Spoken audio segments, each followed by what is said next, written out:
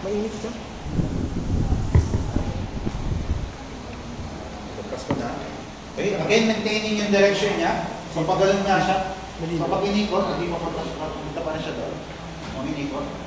Tapos, pagkatapos ng direction, hindi yung length na to, ililipat din natin siya doon. So, yung length ng 2.5, ililipat din natin. 2.5.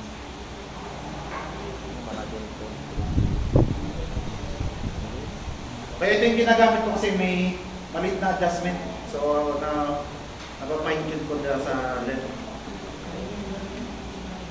Natitip lang kung gano'ng kahaba.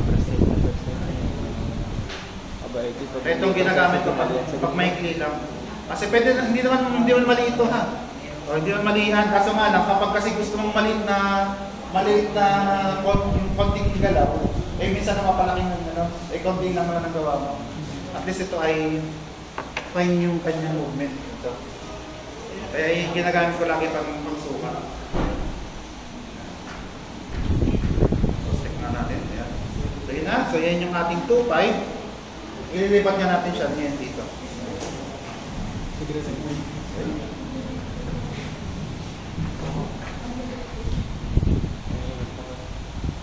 Ayan. So, yun na yung ating 2.5.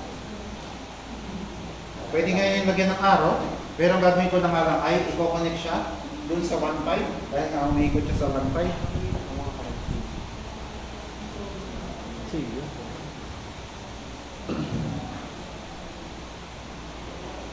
Okay. Pasok pala no, ganda ng 4.5. Tapos gagawa tayo ng perpendicular line sa 4.5. Ang velocity. Sada. Okay. Kaya nga itong gamit ko. Pag perpendicular, 90. Saka, sa katapat. Tapos dito, last. So, pwede na akong gumawa ng so, dahil katapat na rin niya yung mismong center number natin. So, ito na nga yung ating velocity ng 4.5. Yan yung ating velocity ng 4.5. And then, para makuha yung value niyan, edi ating susukatin.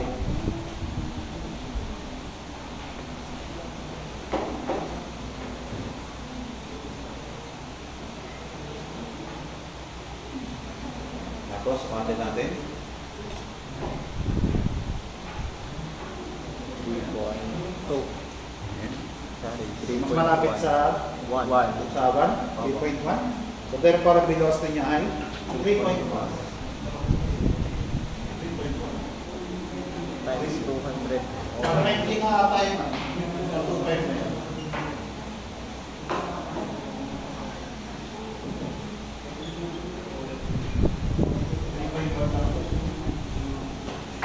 Wala kang drawing. Wala kang mali. Kasi alam ko yung dapat ito yung 3.2. Pero ano pa rin naman? Yun yan, pasok pa rin ba siya sa plus minus 1 yan? 4.1. So, okay pa rin yung measurement.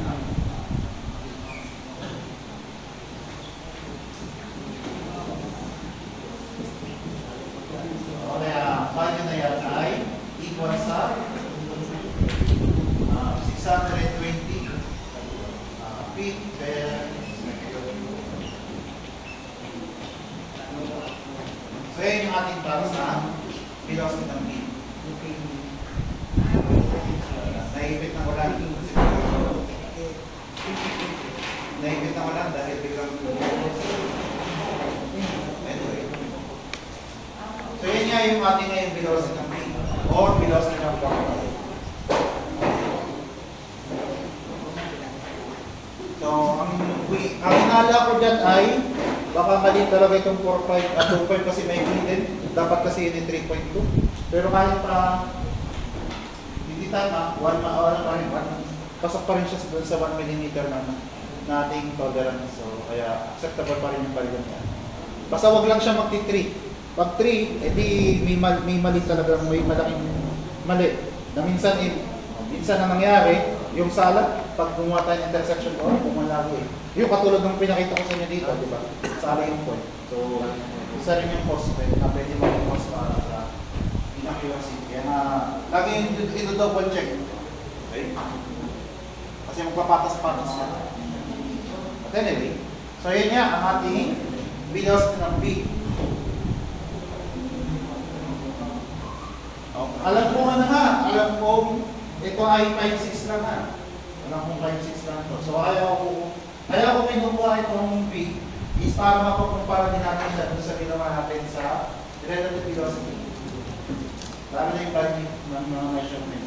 So dapat siya ay naglalaro lang sa mga values na natin. So 3.2, 3.2 o 3.1.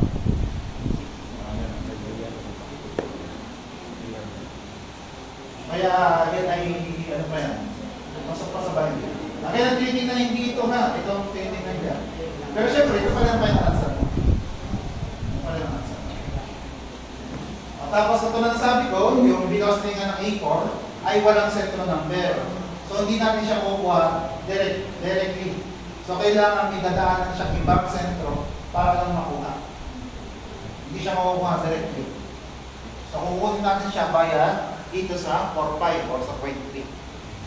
Kaya pwede nga yun kasi nga yung A or A4, yung B or yung O or 1.4 is located na sa isang line. At para makuha yun, so hindi tayo magpo-proportionality kasi ang proportionality para sa relative velocity. Ang ginagawa natin sa proportionality ay gumagawa nga tayo dito ng proportionality line. Hindi natin kinocompute. So literal na gumagawa tayo dito ng triangle. Yun na, umiikot kasi siya sa 1.4 kaya nandun yung aking ano. Doon ko in-intersect, then ito nga yung 4.5. Kukuhanin ko dito yung mamaya yung A4. And after that ay perpendicular line ulit doon sa mismong A na dapat syempre perpendicular sa link number 4 dahil nga A4. Yung point, ayan. Hindi ko linear no? Ayan. Iingat ha dahil ang dami ng line. Okay? Ayan no? Magkakatapat talaga. Oh, no choice talaga yan. Magkakatapat talaga yan. At dahil nga nitong 3-4 no, katapat talaga siya. Okay? Hindi siya simple. Hindi, katapat talaga siya. Perpendicular ang 3-4. Kaya dapat niya yun na magkatapat talaga. So yun. So ito. So, yan yung ating A4 na yun. Pwede lagyan ng araw kasi ito yung ating velocity ng A4. At ito lang sabi ko, wala siyang center number. Kaya hindi natin siya pwede i-represent ng sentro. A4 lang talaga siya. So therefore, yung itinuro ko nung tayo ay nagre-relative velocity ay applicable pa rin yung dito kasi A4. Okay? Hindi perfect nung kasi tinuro sa under relative velocity, doon lang siya applicable yung dito. Ang ginawa ko nga lang ay inuna ko lang ang relative velocity kasi nandun yung mga terms para sa mga A4 na yan, yung mga B. At nagkataon din na hindi nagamit para sa mga relative velocity. So kaya yun ang inuna. So ang gagawin niya natin dyan ay susukatin. 5.2. Ako? 1. Maikli nga yung 2.5. 1. Dahil ano eh? 5.2. Dapat ito ay 5.5 hanggang 5.4. So may mali talaga dito sa 2.5 na to. Kasi ano, lumabas na yung error niya. Kasi ang dito ay 5.3 lang eh. So maikli talaga yung 2.5. Hindi ko alam kung saan maikli. Hindi ko alam kung saan naging maikli. Kasi di ba nung 5.6 nga maikli na eh. Kaya tama nga yun, kita naman. Kaya mas tama itong linyang ito, itong projected na ito kaysa dito. So tama ito yung 3.4. So may mali talaga dito sa 2.5. Hindi ko... Mahirap hanapin, dahil ang dami ng linya. Mahirap ng bura. Ganun lang. Mahirap na magbura. Ayan na nga. So nakita nyo na yung error natin. Dapat kasi ito ay at least 5.4. Hindi siya pwede maging 5.3 kasi lumalabas ay 5.3 siya. Dapat pa natin. Pwede pa naman. Pasok pa naman sa amin. 5.3 siya eh. So mali yan. Hindi yan pwede maging 5.3. So yun na nga. Nagpatas-patas na yung error. Hindi lumabas na siya dito sa A4. Mali yan. May mali yan. Yun nga, sabi ko nga may mali nga yung 2.5. Yung pangalan, alam ko may mali yung 2.5. So dahil may mali nga yung 2.5, edi yun nga, lumabas na siya sa error. So wala ka Kasi dapat yan ay 5.4 tapos plus minus 1 ang A4 natin. Okay. So para sa A4 ha, because ng A4, dapat kasi yan ay 5.4 cm, then plus minus 0.1 ng centimeter. So dapat siya naglalaro lang sa 5.4, ang pinakamahaba ay 5.6. So, hindi, panina. Hindi nga, kanina nga yan. Kasi di ba sabi mo pangalan 2.5, pangalan mo sabi ko yung paigili na ngayon 2.5. Paano sa isang pagkain natin yun? Kaya nga, double check lang yan natin. Yung ating measurement. Ang hinala ko ay baka mamaya na din sa sa 1.5 mismo kasi nung naglipat tayo sa 1.5 yan eh. Doon may may error sa paglipat sa 1.5. So may ang hula ko pa lang ay may problema doon sa mismong center 1.5. Sa point. Baka nga rin nakapekto yung ano. Dapat daw ay 2.5 ay 5.5. Yan, 2. Pwede ba? Yun na. So lang ito double check na. Yan kasi makukuha sa accurate na measurement. Sa mga sasay, kapag inotokan ko yan, pwede naman sa inotokan. Masusubat yung haba talaga. So doon siya nakabasa talaga. Kasi kahit anong gawin doon, sakto yun. Dahil may 5.4 na. Magpapaturo pa. 5.4 cm, 100 feet per second, tapos 1 second. Tuturugin mo sa AutoCAD. Hindi nga, pag AutoCAD niya sa Ito na pa tayo. Hindi, Hindi 700. ba tatawin Hindi, yung AutoCAD? ano po? So, Hindi, practice lang. 80 feet per second.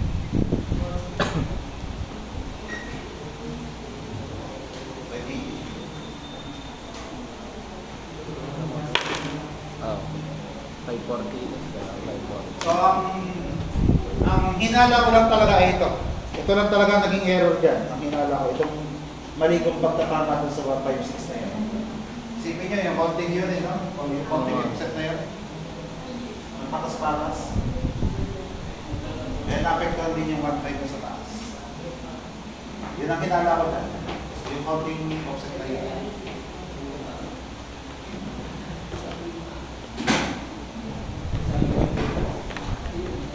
Kita nyo naman yung intersection eh. Puro lapis ang intersection eh. Okay? Kaya nga double check na lagi yung gawa niya. Dapat yung mata may zoom din eh. Pag walang zoom. Okay? Kasi yan, A4. So yung A4, ito na nga yung A2, hindi ko na nga lang binaksan. Tapos B at C. Tapos yung isa pa kang walang central number is yung slider na number 3 habang siya nag-i-slide sa number 4.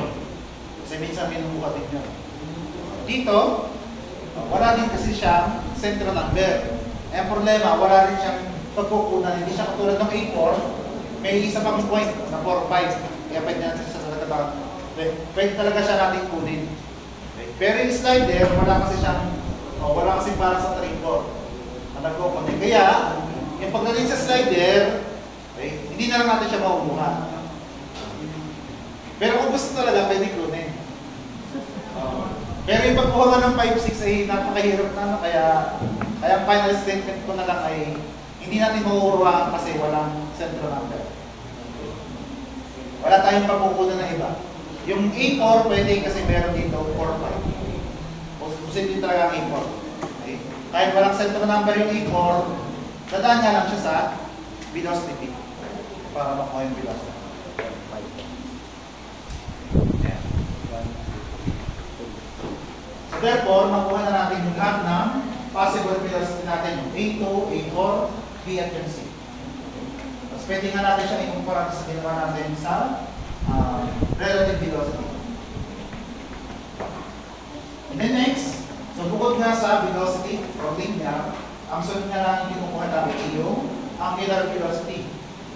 So unahin ko na nga yung link number 4. Kasi nga, basta connected sa ground or tawag natin dito yung crank o rocker, pare-pares lagi ang equation ng angular velocity niya. Hindi nagbabago. Kahit ano maging method, kapag connected sa ground yung ating link, pare-pares yun. Ilan mo ako? Para makuha yung angular velocity nga nito, so hindi nga pwede itong O4. Hindi pwede yung O4, so pili na kayo sa dalawa. So either yung A4 or yung B. Pili na kayo sa dalawa.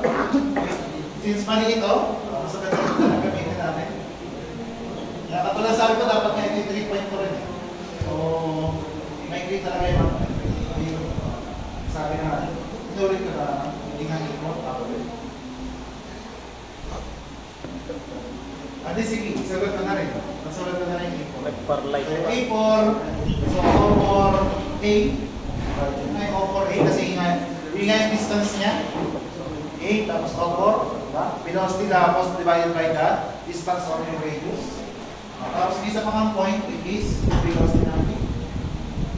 Siya naman ay O4, A. Kasi nga yung O4 yung pivot point. Tapos yung distance niya yung B. Kaya O4, A. Okay na, ito yung option ka. I-try na wala na pwede rin natin kunin sa A4. Tapos, diba? Yung B at yung O4 ay may central number. So, pwede rin natin siyang gamitan ng central number. So, ito nga ay 4, 5. Ang B ay 4, 5. Then, O4 ay 1, 4. Tapos, ang B ay 4, 5. Yan. Pwede natin siya gamitan. Again, ito ay optional natin. Hindi porket center yung pinag-uusapan natin ay nire-require ko ito yung center. Hindi naman. Kasi hindi naman nawawala yung mga joint letter natin. Equal nga sila yun. Kasi nyo ini-equal ko siya. Hindi ko pinapalitan. Hindi ko tinatansin yung mga points. Equal ko. So, parehas lang yan. Hindi yan naman. Okay? Pero syempre, ito kasi madalas gamitin. Kaya hindi gagamitin. Tapos nga, ang velocity ng V ay ito. 620 feet per second. And then, yung natin O4B, meron pa dito. Ay, ito. Given po. O4B. 10 feet. 60. By 62 radians per second. Kasi divide by 10 lang naman. Pero, yung angular velocity nga ay may direction. Itong mga to, hindi na nga natin nilagyan ng direction. Okay? Kaya kailangan lang doon yung araw. Yun ang mahalaga dito. Hindi ba natin ito nilagyan ng direction, pero dapat yung mga velocity niya dito sa drawing natin ay may araw yan. Kaya yung 4, 5, hindi pwede parang araw yan kasi nga yung point P yan. Tapos yung C ito. Ito rin nilagyan ko rin ng araw. Then yung given din natin 2, 3, nilagyan ko rin ng araw. So, kailangan nyo din may mga araw, yung mga velocity. Okay? Muli natin yun nga. Omega 4 para sa direction. So, ito nga yun ulit. Link number 4. Umiikot nga siya sa O4. Then, baga ng direction. So, umiikot siya sa O4. Ito yung direction. So, yung ikot na gano'n ay clockwise. So, therefore, ito ay clockwise direction. T1. So, yan yung ating sa kamay ko. Again, ay katulad din dun sa link number 4 din sa ating 4-bar linkage. Kasi nga parehas yung connected sa ground, so hindi laging manapansin nyo, yan din ang ating magiging equation. Pero pag floating link, katulad itong link number 5 nito, yan, nag-iiba-iba ngayon, depende nga kung anong ating method. Pagdating sa centro method, hindi siya nalalayo sa ating instantaneous kasi nga, ang ginagawa nga natin, dahil siya link number 5, ay hahanapin natin kung saan nga umiikot yung link number 5.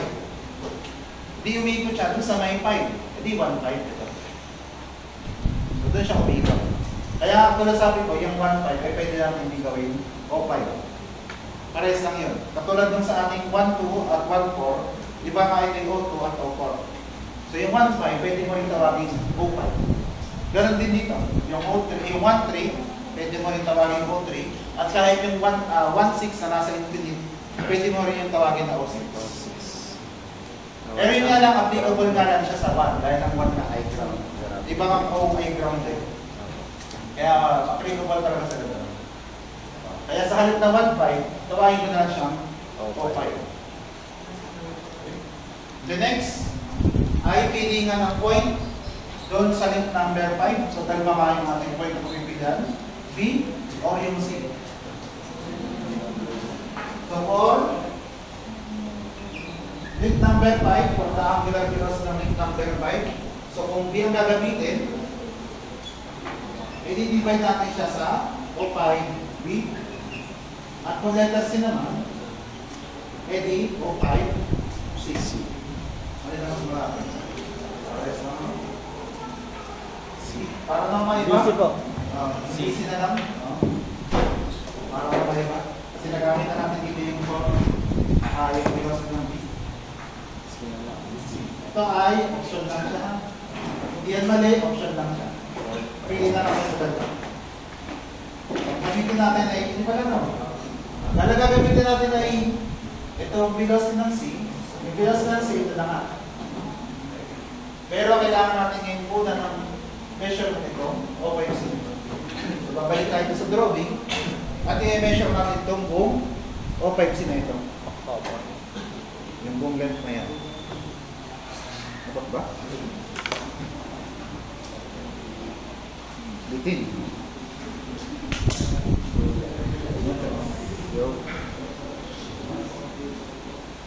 Ano basta ito?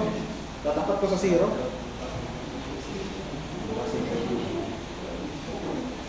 Hindi pa magpapatas. Okay naman. Okay pa.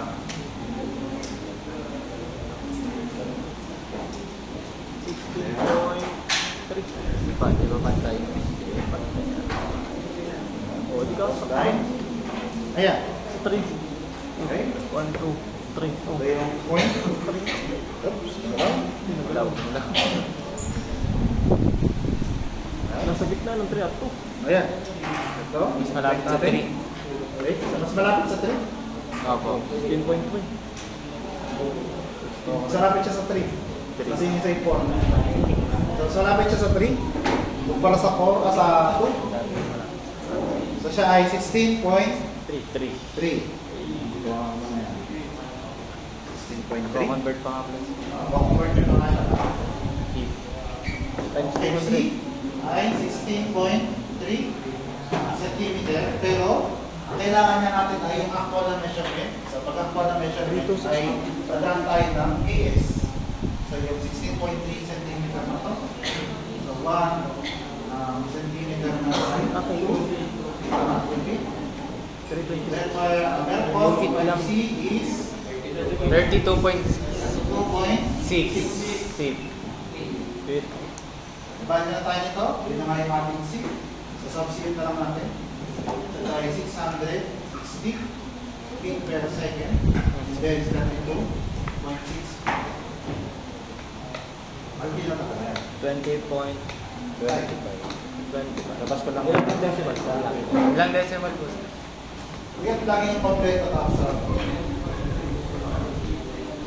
32.6. Pag-round up sila. Ayan. So 20.24.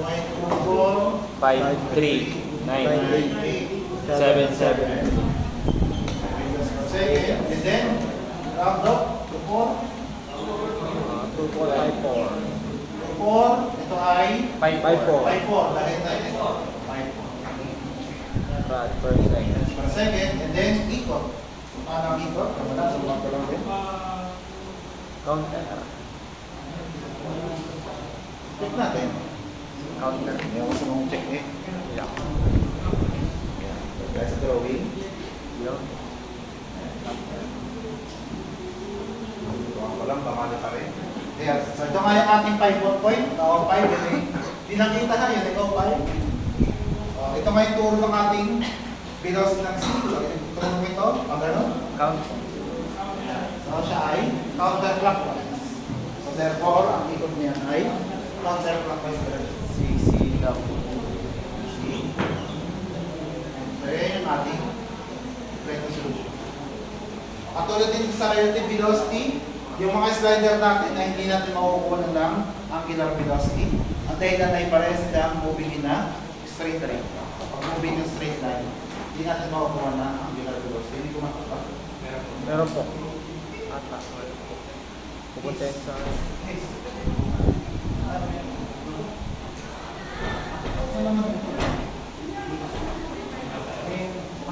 Sir, sirain niya.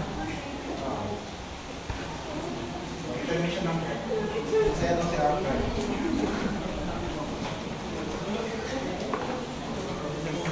Ayan. Ayan.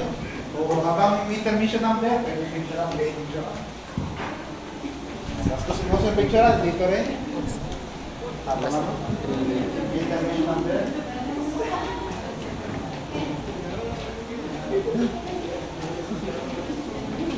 Ay, sa dali. Hindi kami nanonood. Hindi namin kayo pinapanood. Tapos na ka? Oo. Magkakabahan ka malasig po. Anong oras na? Alas 4 lang eh? 390. 3:19. Oo nga, gusto yung picture lang. Dito. Eh, picture mo ako. Wala naman, picture lang ninyo. Solution natin lang. Yung nasa papel ay hanggang dito lang sa sila. Ay, mabibigyan Hindi ko na. na siya ililipat sa papel. Saan na lang pa rin. Ito na siya, kailangan nilipat ko na dito.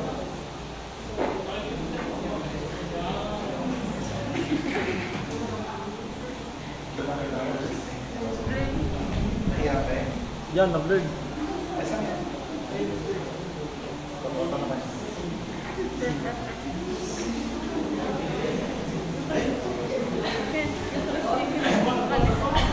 Hindi nga. Sige, dahil...